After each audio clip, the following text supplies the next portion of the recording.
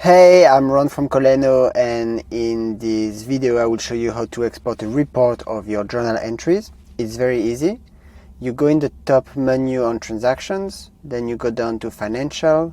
On the sub-menu on the right you choose make journal entries, and then you click on list. You wait that it loads. While it's loaded, you will see this page with all your journal entries. You have different style if you prefer the grid or report. We're looking at the journal, but you have other options here.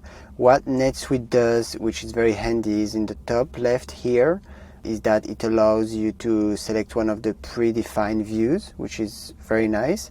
And obviously, if you're not happy, you have a lot of other options in customized view, which I incentivize you to go have a look and play with. Once you're happy with the report that you're seeing, in the top left, you will see that icon Excel. You just click on it, you export, and that's it. See you on Kolleno. Bye bye.